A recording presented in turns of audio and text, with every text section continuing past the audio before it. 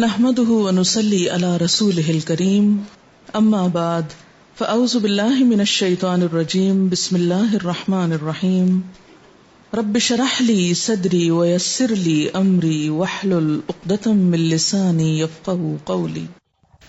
درد والی جگہ پر ہاتھ رکھ کے دعا پڑھنا. اس آیت کی روشنی میں اگر کسی کو سر میں درد ہے تو سر پہ ہاتھ رکھ لیں، کمر بنانے میں شوہر اور اس جگہ پہ ہاتھ رکھنے سے کیا ہو سکتا ہے؟ مریض کو ایک خاص اللہ تعالیٰ نے تسکین کے لیے اس سلسلے میں کیا عثمان بن ابی العاص ثقفی رضی اللہ عنہ سے روایت ہے کہ انہوں نے رسول اللہ صلی اللہ علیہ وسلم سے درد کی شکایت کی جسے وہ اپنے جسم میں محسوس کرتے تھے قوام جب سے وہ مسلمان ہوئے تھے. اسم مبالغہ کوئی دن پیچھے پڑ گیا ہوگا کہ کیوں مسلمان ہو گیا اور ہمیں کیوں چھوڑ گیا.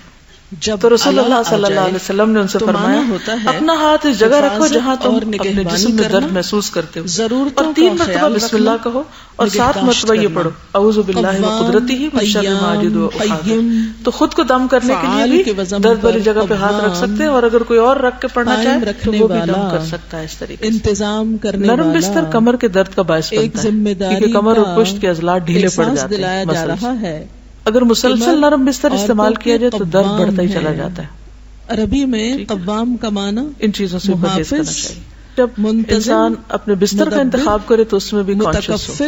پہلے لوگ چارپائیوں پہ سوتے تھے، روئی کے گدے ہوتے تھے، اب فوم کے بستروں پہ سوتے ہیں جو بالکل ہی ان نیچرل ہے. چونکہ اس کا انتظام نقصان کیا ہو رہا ہے؟